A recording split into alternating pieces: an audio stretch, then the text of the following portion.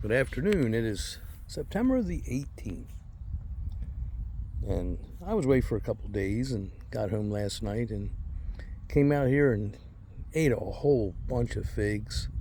I wanted to give you an update on my orchard, which you will remember from previous videos suffered enormous, almost total dieback this year.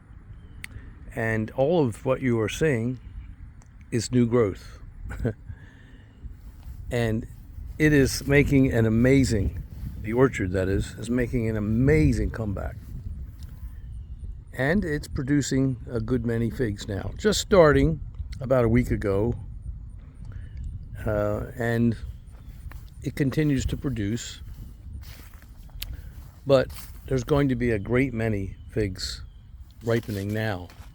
Fortunately, the rain is over and we have good weather. The forecast is we're going to have sunny weather for the next week or so, so I'm looking forward to that. But isn't it amazing? I just wanted to make a point. That tree is Bass's Bethlehem Black. I've had that for a lot of years. And it's a good producer, a solid Mount Etna type. And I ate a bunch of figs off of this last night. I'm going to show you some today. It's really a good tasting fig. All right. I noticed that this year after the dieback, they're not as black as they would normally be. That's interesting.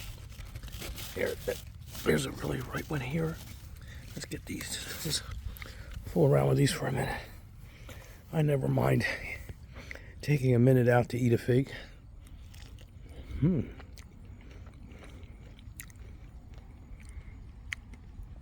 Very, very, very, very rich. Very delicious. I don't mind eating these because I brought a bunch of these in last night for Debbie and shared them. So, here's something I just noticed that was interesting. I'm going to try not to make this video too long. I was looking at Azores Dark here. This is Azores Dark.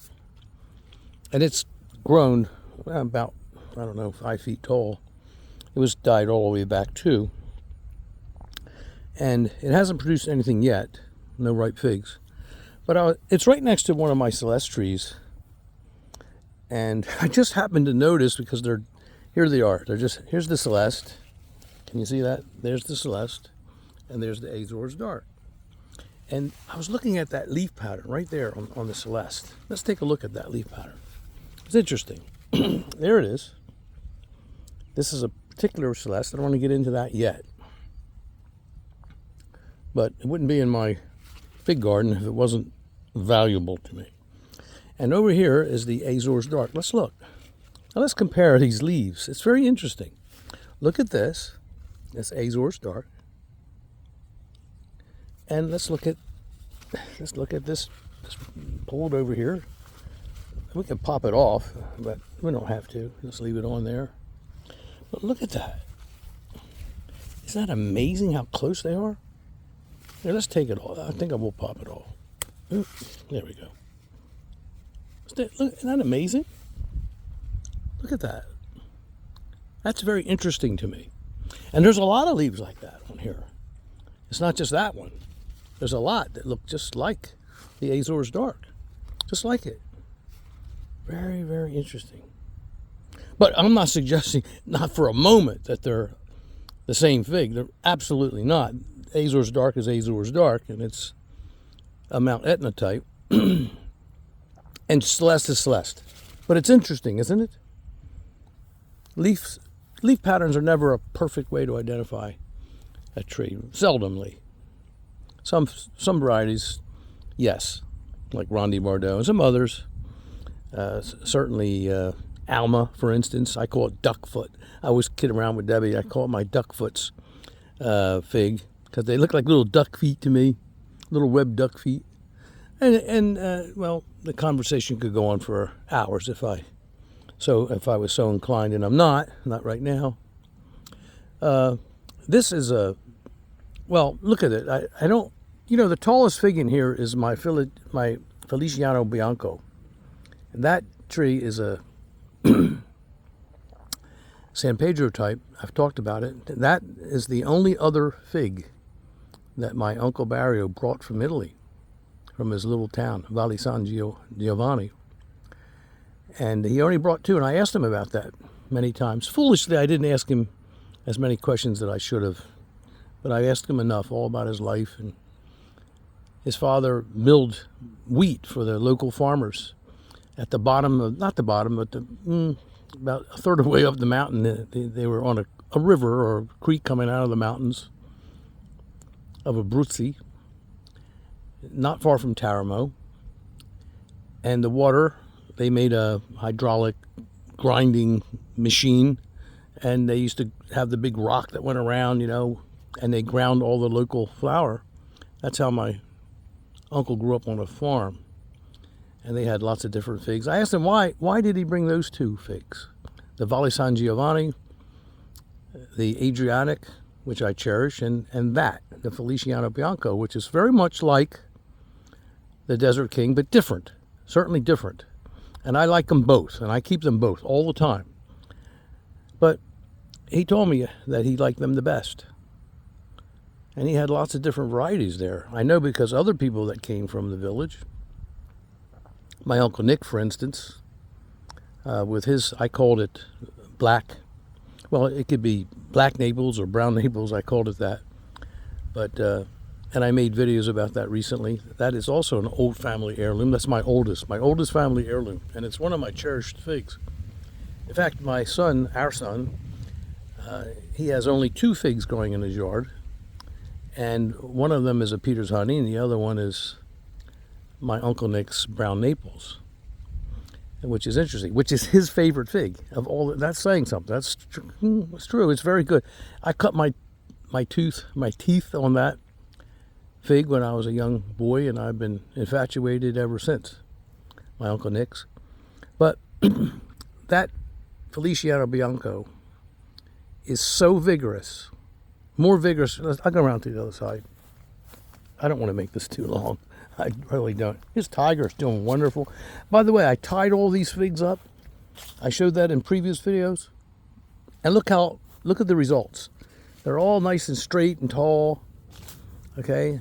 And it's just the way I love to grow them. I didn't want them all over the place.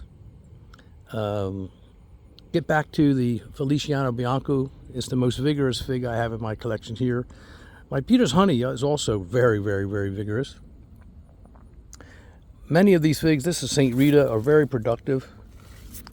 I've got Red Lemonese back there, the good one. And over there is Holier. And there's Black Greek Maris in there. There's Vern's Brown Turkey. There's a bunch of figs in there. The old man's Unknown Hardy Chicago is a really good one. But getting back to the Feliciano Bianco, I would recommend, even though it's close to Desert King, I would recommend this tree enormously. It's the most winter hardy fig I have in my whole collection, barring Celeste. They're almost even. I can't believe how, and the Breba carry over, Breba carry over into the following year, all winter long. And if the tree survives, the Breba survive. Last year it didn't survive. It died all the way back, all the way down. But look at it grow. That's a beauty. And I have videos on this, which you can see the production of it. They're delicious. I just love them. And here's a tree that's impressing me, so I wanted to talk about it very quickly. The Tres Esplets. It is a Pons fig.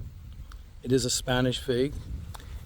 And it died all the way down to the ground, period. And, you know, you're talking about 7 foot of growth over there, 8. No exaggeration. This one, 6.5, 7. And the season's not all the way over yet. It's the 18th of September. But look at all the fruit on this tree. And it all came from being died back all the way to the ground. Killed back all the way down. Now, I ate some delicious figs off of this last night. I picked off the bottom. I have a couple in the house. I'll show you. I should have left them, but it was raining a little bit last night. And I thought, well, you know, I better pick them now, but they might not taste as good. And besides, I was hungry for some figs, and so was Debbie, and so we ate them all up. Well, we ate half of them up. But isn't this tree just doing splendidly? Look at this. I mean, it's really doing well, coming back. I've got others that are doing even better, and maybe we should go and talk about them real quickly. But there's an overview of the orchard and how it made a dramatic comeback. Hold on a second here.